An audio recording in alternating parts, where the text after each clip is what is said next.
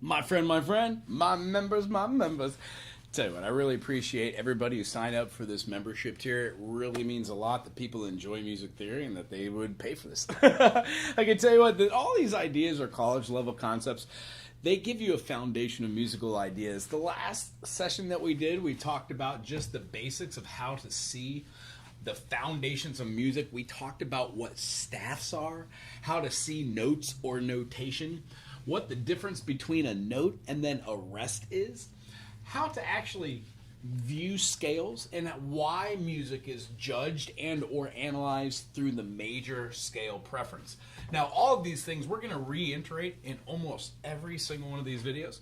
I want to be able to answer questions for you because that's why you're here. From 1220 to 120, if you are a member of this group, that means that you have taken the time to support me, and I want to support you.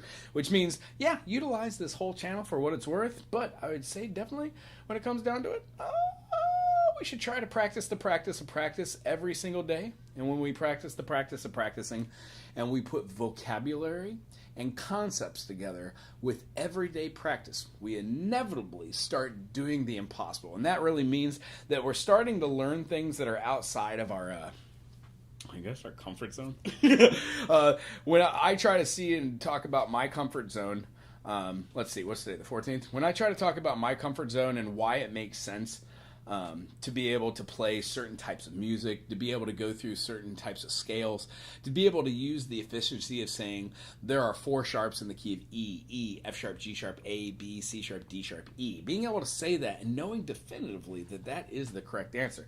That there's no oops, ons, or buts about it, right? It means that one of the things that we do is we make sure that we can see for the value of what the statements are. So when we start the statement and we say there are no sharps or flats in the key of C major, that simply means that when you and I are talking about the key of C major, we are talking about it is devoid of having a sharp or a flat.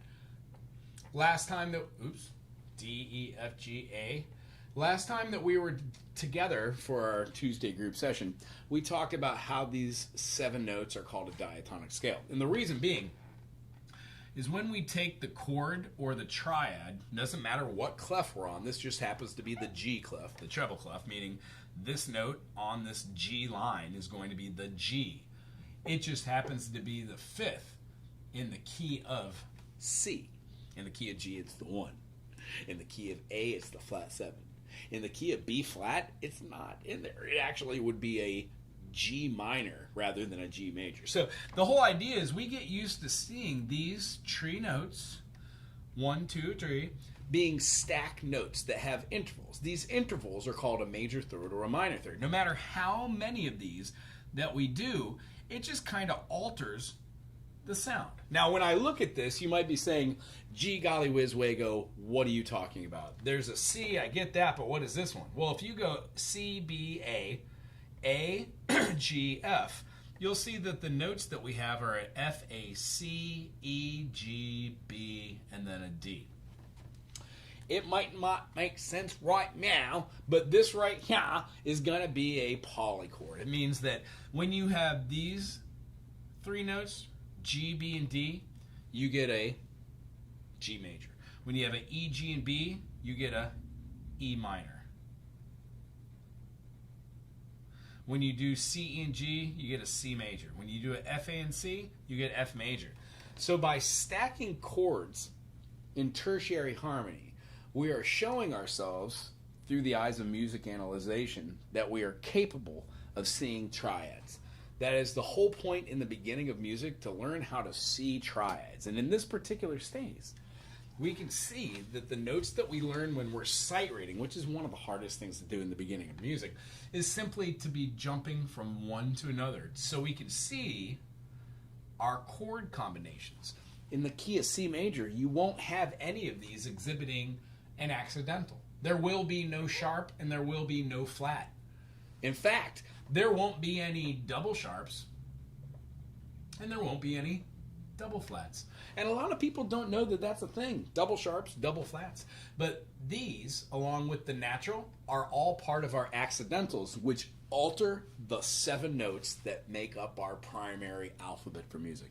So when we say 1, 2, 3, 4, 5, 6, 7, do, re, mi, fa, sol, la, ti, and do, we are talking about, in the key of C at least, 7 notes that do not have a sharp or a flat. By saying this, we could then go D, F, A, which is going to be a D minor. The hard part in the beginning of music is realizing when you memorize these, you're kind of memorizing them as a group, and the more key signatures that you learn, you add on sharps and flats, and it becomes apparent. By the time that you start doing F sharp, and you're like F sharp, G sharp, A sharp, B, C sharp, D sharp, E sharp, F sharp, you know definitively that there is one note in the key of F sharp that is not a sharp. It's the B. And when you take that F sharp and you flatten that to an F natural, the only note in the key of F that's not a natural note is going to be the B. It's now a B flat because you diminished all 7 of those notes. F sharp becomes F, G sharp becomes G, A sharp becomes A. Well, B natural becomes B flat. When you do this mechanism in your head, you start to become able to move around different key signatures and see why the functions of what we do is viewed through the eyes of the major. So, without further ado, when we're doing our 1, we're doing our 2, our 3, our 4, our 5, our 6, and then our 7, we have particular names that we have for each one of these. However, the triads that you use always use the same lettering. There are only a few examples that do not use this, and sometimes we're simply talking about hypothetical keys. This is the key of C. C major, no matter what instrument. If it's your voice, you have ha ha ha. C, E, and G. I was off. Ha ha ha ha ha ha ha ha ha ha ha ha.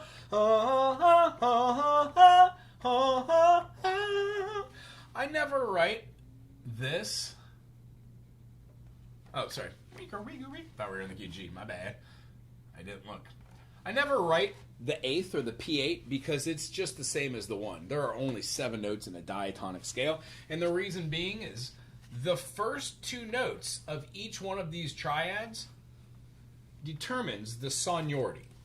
Sonority is a word given in music to determine whether a triad has a dyad that is a major third plus a minor third, or if it's a minor third plus a major third, or a major third plus a major third, or a minor third plus a minor third. These are all going to be types of triads or chords.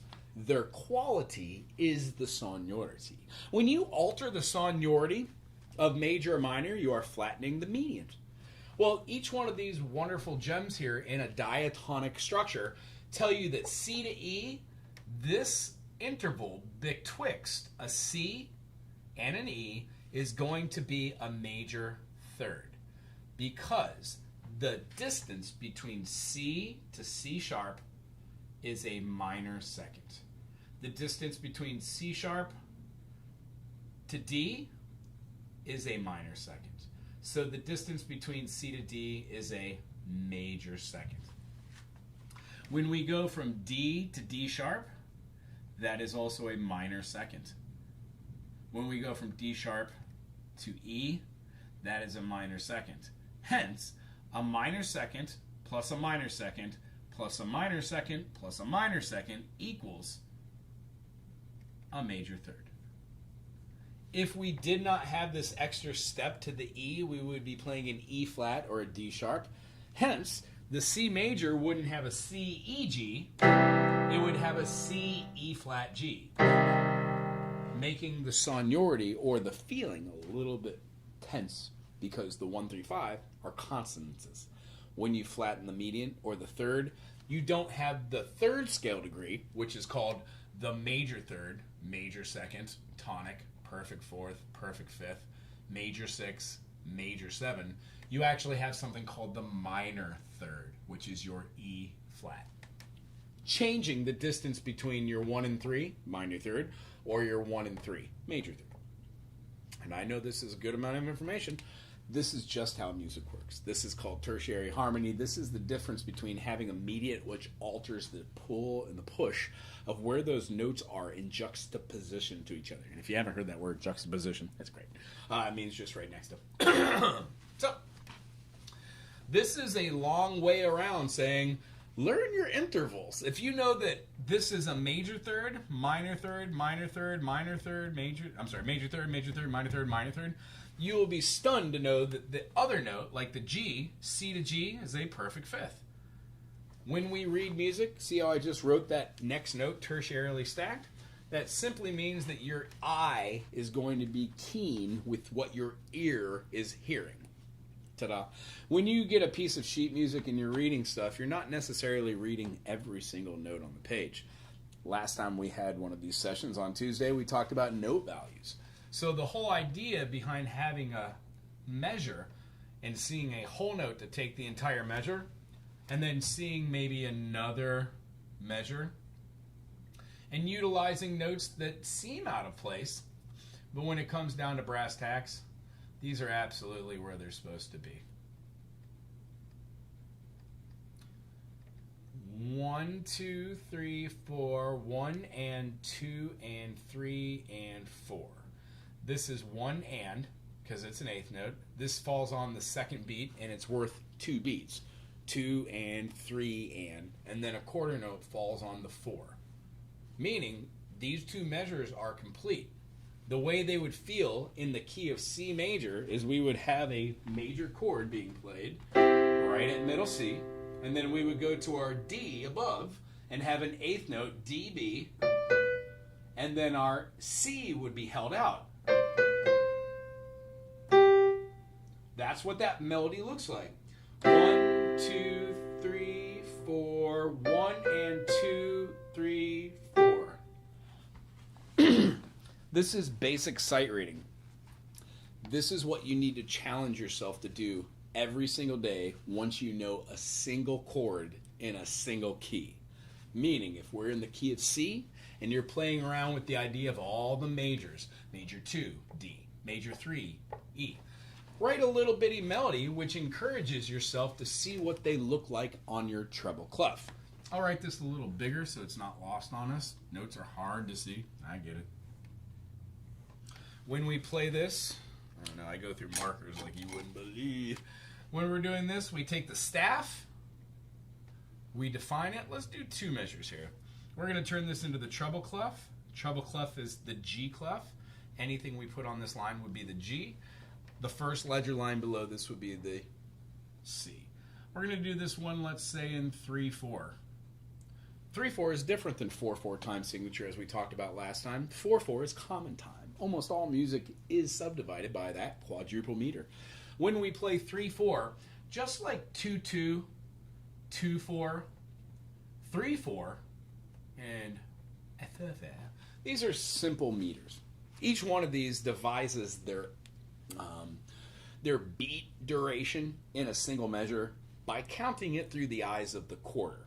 Hopefully in some to make up a whole note, because a whole note has, you best, 4 of them. If we play 3/4, that simply means that there are 3 beats per measure, and the quarter note will get the beat. Which means simply, if we're playing something in 4/4, 1, 2, 3, 4, here she comes now singing moaning, moaning, hey!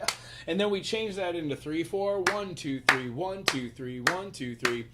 We still have the feeling of that quarter note which is being played over the top of it. But in each measure, the pulse is now changed. It's not equal temperament. It's actually a little weird because we have a strong beat and then 2 in row. My brain just blanked out. Successive? Is that the word? We have 2 notes that are weak beats that follow directly after. So in 4/4, we would generally have a strong beat, a weak beat, a medium beat, and a weak beat. So it would feel like loud.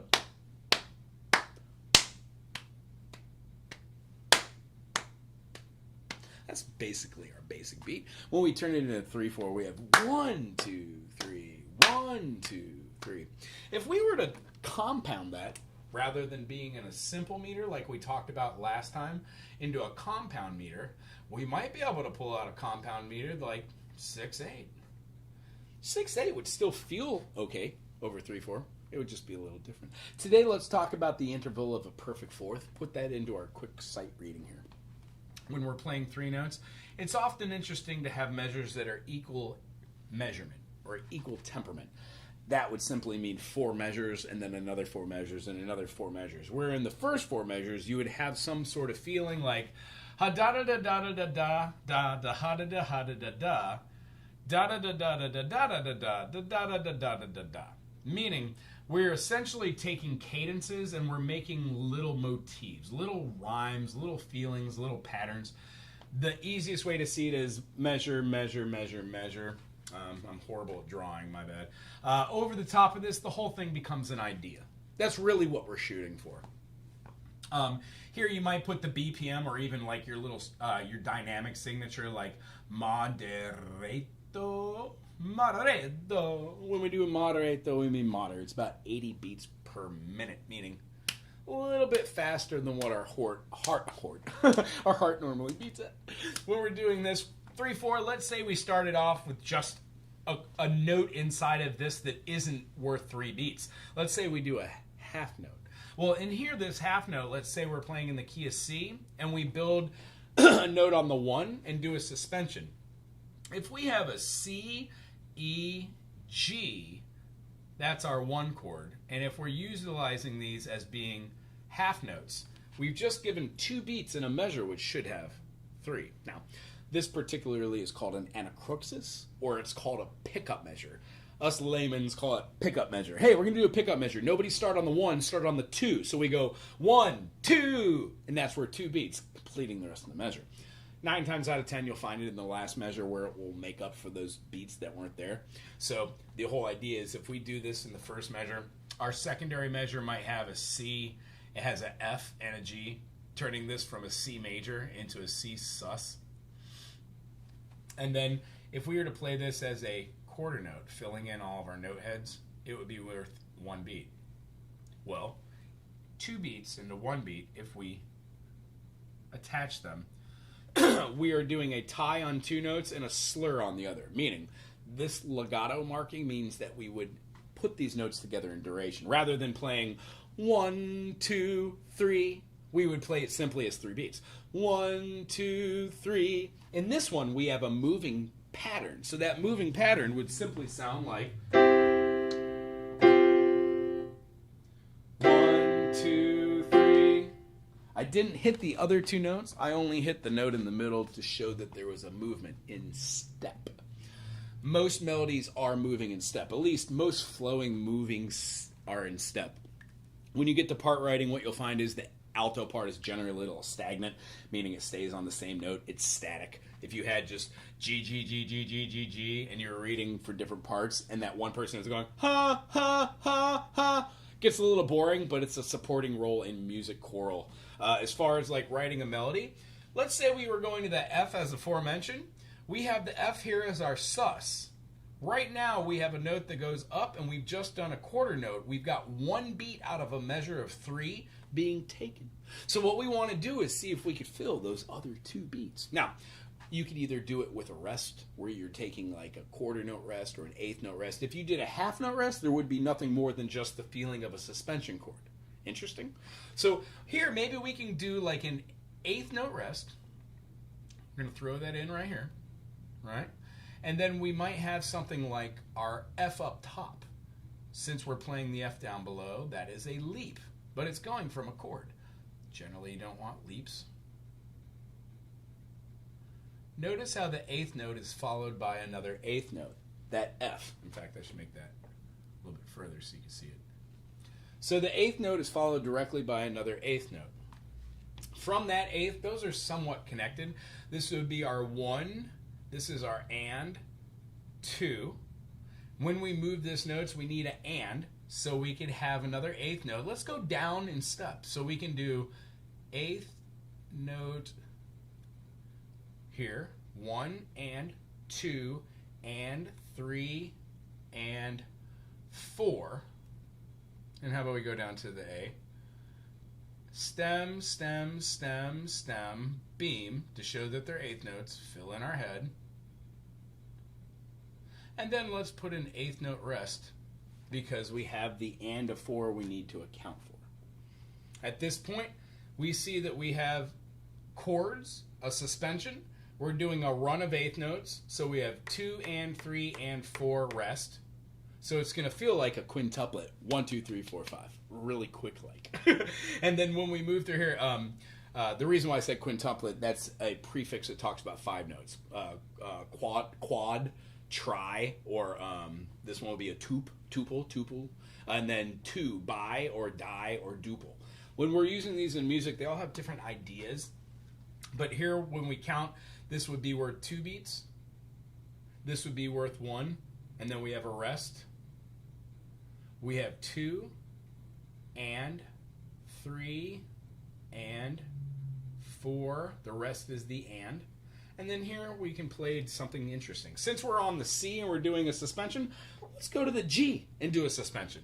So we're going to draw a G, a C, and a D, giving us a 1, 4, 5. And then we're going to be moving that down in step to a GBD, going from a G sus to a G natural. This is going to be moving as I'm going to draw the stem on this side now and keep it as a whole note. And then I'm going to be moving all these. That one's a slur, that's a tie. Filling in my heads, keeping the stems going the same way, make sure they're all aligned. Weaker. This is kind of how I would view my staff, and make sure that when you're writing these, you try to get like stems so everything's a little easy. I know this looks sloppy as I'll get out. I have the worst penmanship. But the whole idea is, the idea is there. Put up a staff, write in a measure, put in a feeling with the time signature, and then go through this and put some dynamic markings, put some of your accidentals if you want to change some notes. I think that's more of an advanced thing when you're part writing or songwriting. Wait till you've written maybe 40, 50, 60 of these in a diatonic 7 using just the notes that are inside the key before you move to another key. The first one I would change is your 7 to a flat 7 and start using a chord which is based off of a dominant 7, C7, C, E, G, and B flat, rather than C, E, G, and B natural, which would be a C major 7. So here we have this movement that is using different notes that we learned. We've used rests, we've used whole notes, quarter notes, eighth notes. We've got similar motifs or ideas using a suspended chord and then a resolution. This one doesn't do the resolution, it leaves this, does a motif, drops it back into here. So this little motif right here can be replicated in the 5, 6, 7, and 8 measures. And we're going to hear what this one sounds like in just a minute to explore what the tonality of it is after writing it to see if it's any good or not. This is how, if you can't hear the music in your head, you could go back and realize what you wrote and then get an appreciation for notes as they lie. And hopefully you've got relative pitch or perfect pitch. If you're tone deaf, this is kind of hard, but you work at it. Me, I've got relative pitch, so these don't all make sense in my head when I'm hearing them, but vaguely, I could be like, I could kind of hear where it's going, but until I put my fingers on an instrument or something, it just feels a little vague to me, yeah? So, at this point, we need an ender. Started on the 1, did a suspension, which is like a 1 sus. We've got something which leads an F, but it could be in any key. We could throw a D minor there, and it could feel like the right key. And then lastly, we want to end on something which feels good. Now, when you end a cadence, meaning this whole period, when you take these 4 measures and you call that something which works together in like this phase. If you put multiple staff down here, you would then put it with another idea. If it's a treble clef and you're trying to work on a motif, you would put all treble clefs. If you want to have a accompaniment piece and you're drawing this out, you would then put the staff and then put the bass clef on it. Every time you go through here, you don't need to actually write back in the time signature. That stays.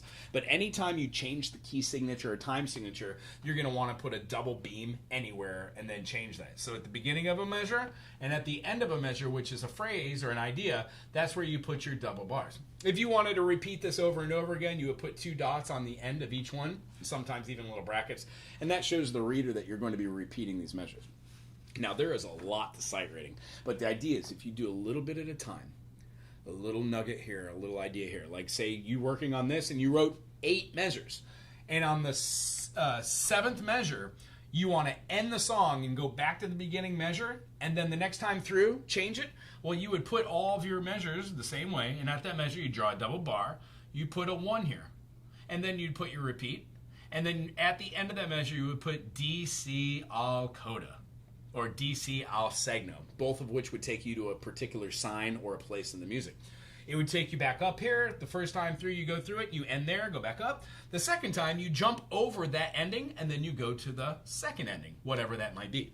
So there are multiple different ways to actually express yourself through music, exactly how all music is laid out. Now, some of it seems really weird and convoluted, like I love Frank Zappa and Fish, String Cheese, Pink Floyd, Tool, Crane Wives, stuff like this. Some of the music isn't just chord, chord, chord, chord, end of song after 3 minutes. In fact, there might be many different parts to the form. But the form we're talking about today is simplifying it. Today's example, which should go without saying, if you start something on the 1, go any chord here, and you have a progression, it feels the best to end the song on the 1 again. So if you could go from the 1, away from it, and make your way back to the 1, perfect. But the 1 chord, which is a lot like the 1, is called the major 6.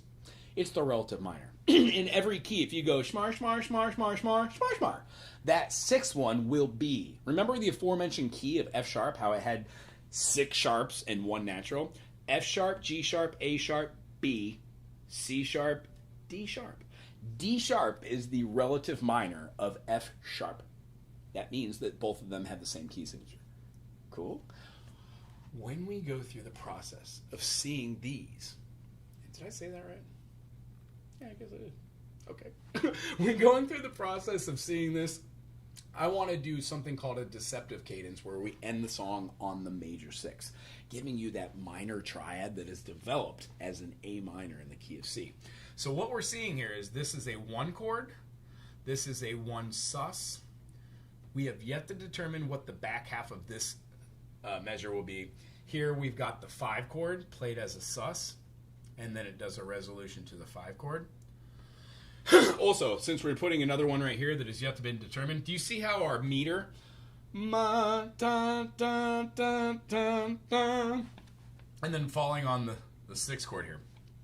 Let's just put this one as a whole tone, and let's use a different type of marking that you would have learned in the last session that we did.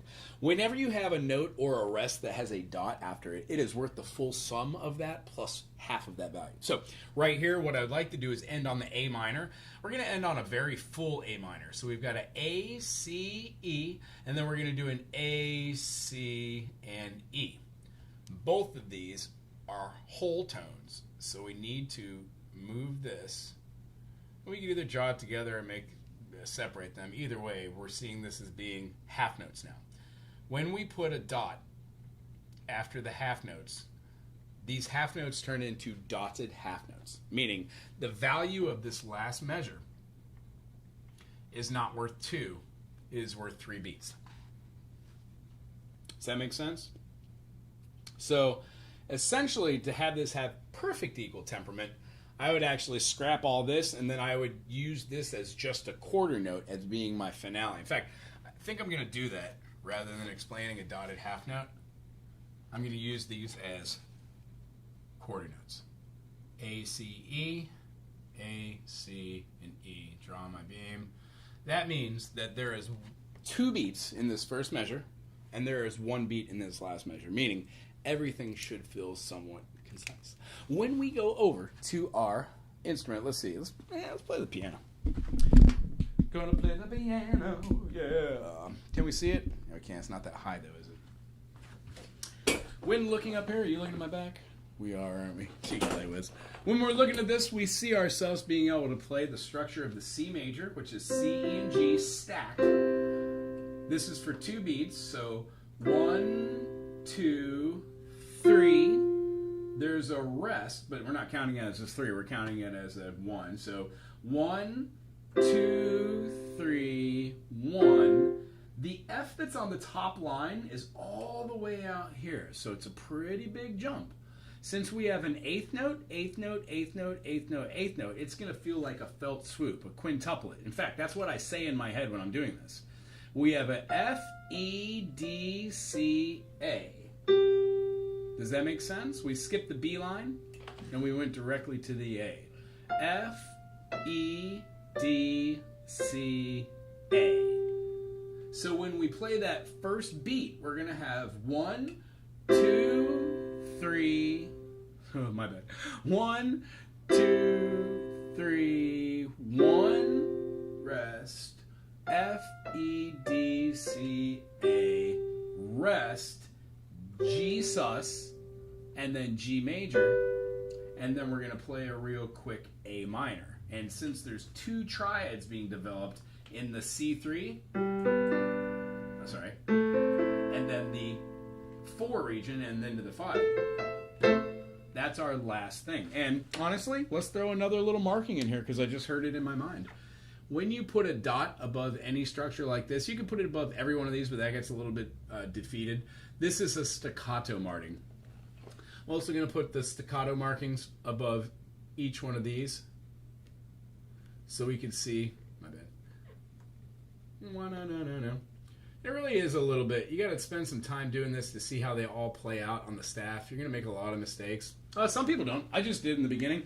But when you make mistakes and then you correct them, you find that your writing becomes better and it's much easier to try.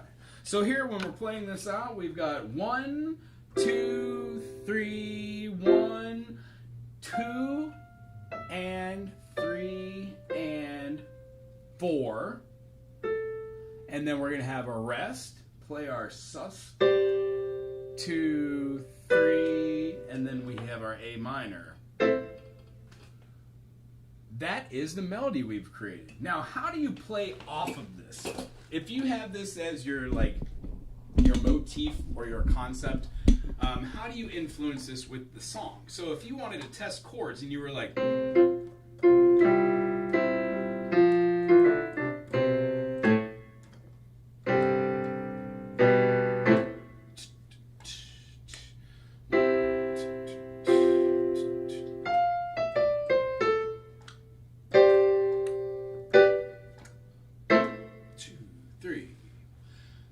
when doing this allows you to go as slow or as fast as you want.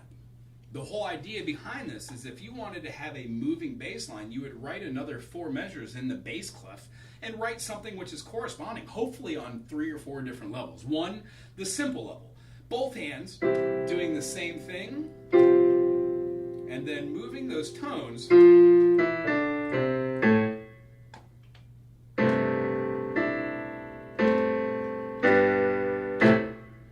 How do you take that central theme and then change it? Well, maybe alter some of the notes.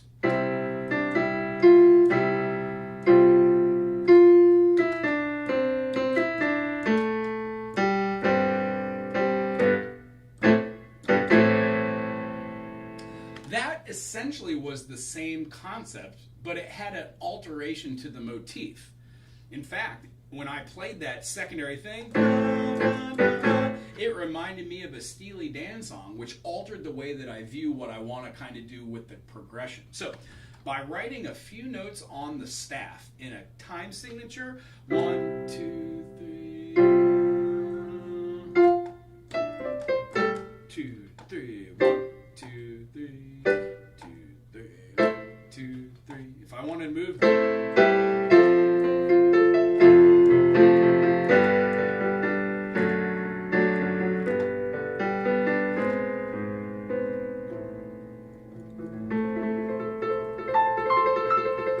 As you can see, I'm not the best pianist, but the whole point is when I do something like that, I am more inclined to have an understanding of what I'm doing. When we see that sus chords, 4 chords, 2 chords, they work kind of the same way. You lead to knowing what a 6-9 chord is, and then how to use all 3 of those to build a little bit of tension and release, and then what all these intervals are.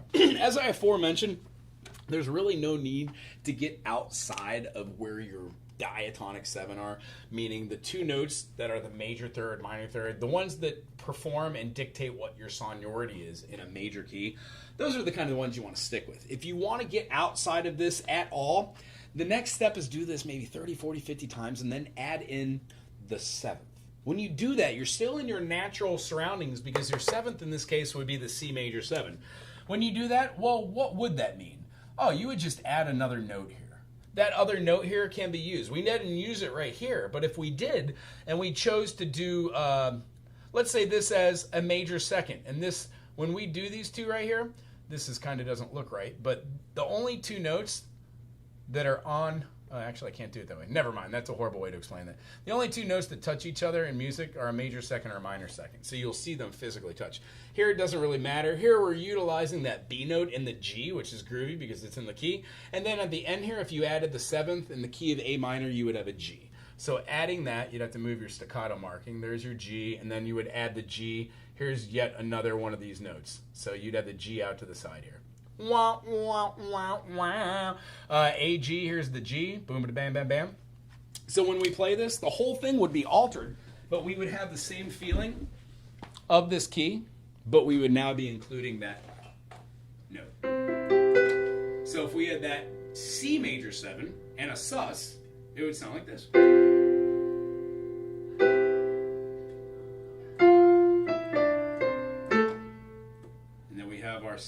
Our major 7 here too for the G if you wanted to. We didn't add it on here, but we most definitely can. We could take this and add another tertiary note. This one stays the same.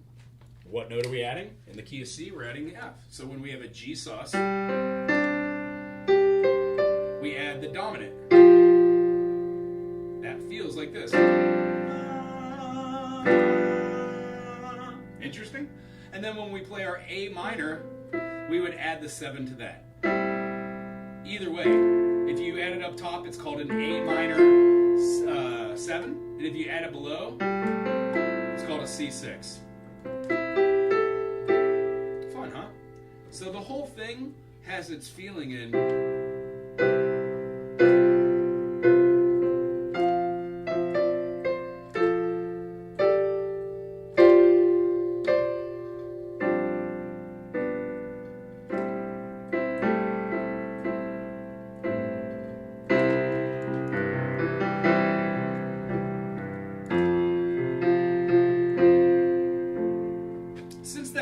seems like an F. I say we keep it like this, then we fill in the last little piece of the puzzle and call it a day. We've got a 7 chord. We've got our 7 sus.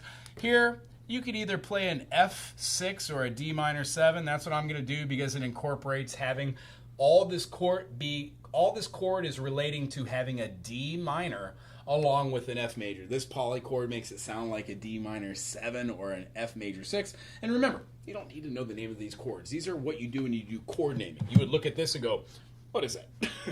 That's the whole idea.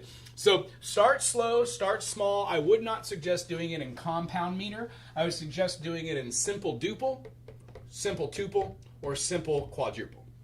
By saying that, try to make your measures large enough where you don't feel like you're squished. And my goodness, if you're using a piece of paper and a pencil, use a pencil, don't use a pen. It is so infuriating doing it in pen because you will need to make corrections. That's just how it goes. I don't know if I've ever written a piece of music and had it come out perfect the way I wanted it to have it the first time. There will always be an abridged part where you go back. So here we're ending on a deceptive cadence. The only other thing we didn't really do here was to describe what a secondary part would be by writing a corresponding chord section with shell chords that would fall underneath your melodies here. However, these kind of concepts do suffice. And then counting these out and making sure that they're good. So 1, 2, this is our 3rd beat, and then this is worth 1 beat, and that's fine because we are combining these two to have 3 beats for an entire thing. It's going to feel well balanced. Gee golly whiz. This is how to use the staff, use all the notes that we learned last session, do a simple melody, and then play it on your instrument of choice. Today I chose the piano because it was just simply there. However, you could take this concept and move it to any other note structures that you would like to do, changing them in and out of key. I would suggest when you're doing this that you do it with the circle fifths. And lastly, because I always really want to just hone in on the circle fifths, the most important thing besides just putting the notes on the staff, drawing the stems on the right side. If a note goes above the middle line, the stem is on the left. If it is on both sides, then you have most of the notes that go above the stem, do it on the left. If you have most of the notes that go below it, do it on the right side. All of our notes are essentially this, and then we turn the note itself like this. It never really alters. the most important thing besides just knowing tonic, major, second, minor, third, perfect, major, second, major, third, perfect fourth, perfect fifth, major sixth, major seventh, is knowing that these notes are your intervals. C to an F is going to be more than a C. This is an octave, so this is a compound fourth. Having terminology to explain this stuff isn't the end-all, get-all of music, but when you're around a group of musicians and you stop playing just C, G, and D, or C, F, and B flat, or just the normal three that are inside your circle fifths, you'll realize that all that time and effort you did to realize that C has no sharps and flats, F and G are the major chords, D minor, A minor, E minor are going to be your minor chords, and then B is your diminished.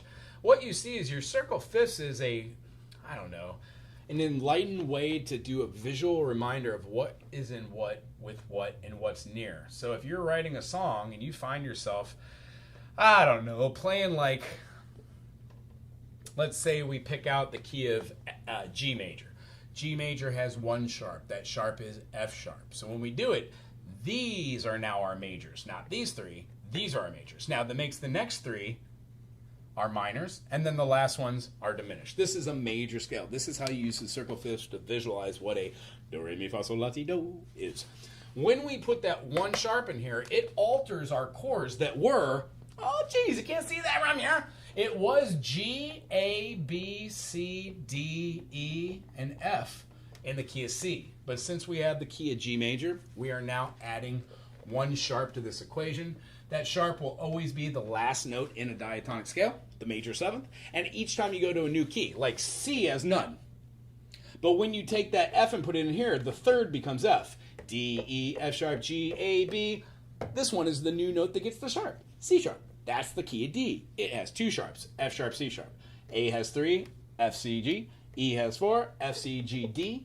B has 5, F, C, G, D, A. B has, F sharp has 6, da, da, da, da, da, da, and then C sharp has all of them, all 7 notes. When you see this on the stage, you will get better at this. And then doing what I just did, kind of going slow, explaining note quality, explaining not to jump in leaps and bounds, try to move your note melodies in step, what a phase is, what a period is, how to see these measures as be a collective idea, like da da da da da da da da da da da da da. That's the first 4 measures. The next 4 measures, da da da da da da da da ba da da da da ba dum. It's exactly the same thing except for that little change at the end. That is 99.9% of common music. If you take any song you've ever heard,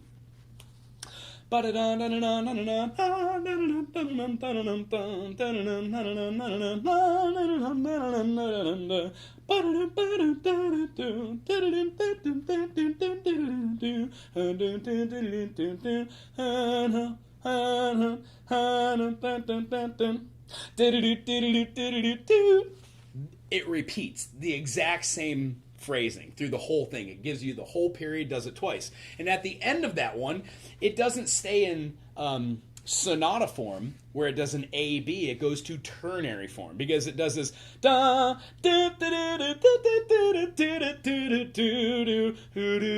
It's a completely different idea or concept that wasn't expressed in the first measures or the second grouping of measures, as they were the same. So when writing music, very small in 4 measures, then 8 measures, and then start analyzing music, your favorite composers, your favorite music, your favorite artists, you will start to gain an appreciation for what these notes are. Having said that, if this is brand new to you, I understand how weird and awkward this might be. I will try to do my best to be a good resource for you. Remember, nobody's perfect. I might have made a couple mistakes in here, but the idea about doing this every day for 5 minutes every day and then practicing the practice of practice is what this whole channel is about. Trying to give away just a little bit of what I got and hopefully set forth the seed in somebody who wants to do music, be a music instructor, or at least wants to add this to their life to find a little bit of happiness. If you like music as much as I do and you are watching this as one of the members who subscribe to this, I appreciate you. And remember, you can always be your own cheerleader. This is a mug that a buddy of mine, Wes, gave if you're over the age of 18. Go check out their channel.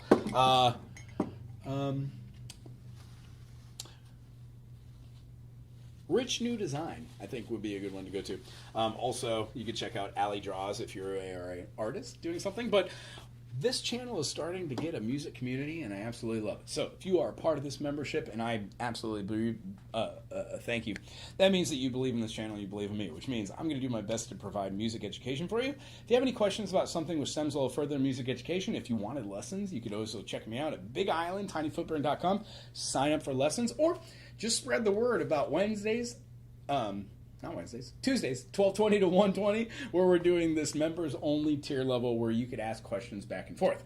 If you cannot make the sessions like today and you're not involved in the comment section as a live thing, then please submit some questions to me. I'll answer them in one of these.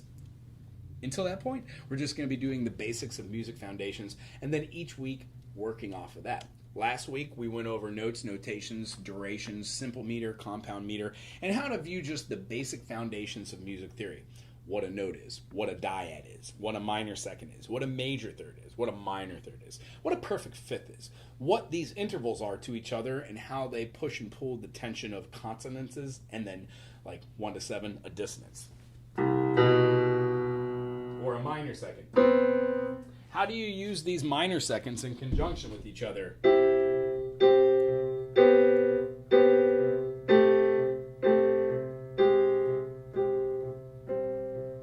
How do you form melodies out of tension and release? And when it comes down to it, I just love to have fun with music. If you had fun today, please put a thumbs up in the comment section. Ask questions, why don't you? And we'll see you for our next adventure in music at our members only on Tuesday. Aloha to you.